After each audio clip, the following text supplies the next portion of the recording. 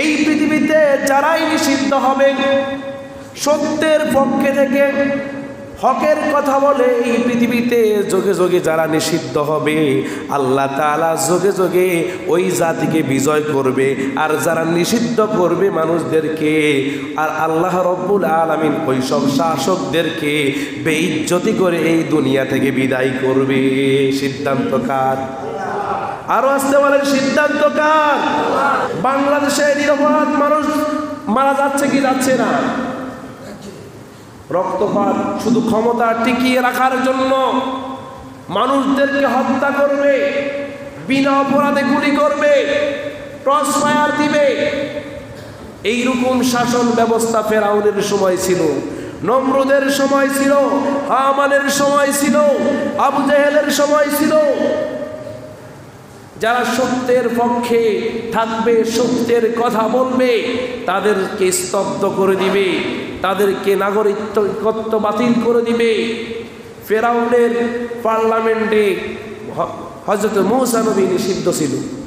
কে নিষিদ্ধ ছিল? ফেরাউনের পার্লামেন্টে নিষিদ্ধ ছিল কে? মূসা নবী নিষিদ্ধ ছিল। নমরুদের পার্লামেন্টে নিষিদ্ধ ছিল হযরত ইব্রাহিম আলাইহিস সালাতু ওয়াস সালাম। কথা বলেন।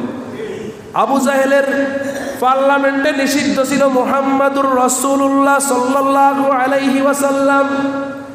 কিন্তু আল্লাহ রাব্বুল আলামিন সব জায়গায় পৃথিবীর মানুষ যাদেরকে নিষিদ্ধ করবে, আল্লাহ অতি তাড়াতাড়ি ওই জাতিকে বিজয়ের বেশে ফিরিয়ে দিবে। প্রত্যেকটা মানুষ নিষিদ্ধ জিনিসের প্রতি বেশি আগ্রহ। কথা বলেন। যেই জিনিস বেশি নিষিদ্ধ করা হয়, ওই জিনিসের প্রতি মানুষ আরো বেশি দাবিত হয়। কথা বলেন।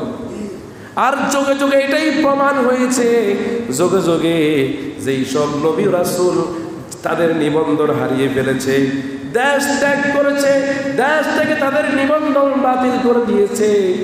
মূসা নবীর নিবন্ধন বাতিল করে দিয়েছে ফেরাউন, ইব্রাহিম নবীর নিবন্ধন বাতিল করে দিয়েছে নমরুদ, বিশ্ব নবীর নিবন্ধন বাতিল করে দিয়েছে।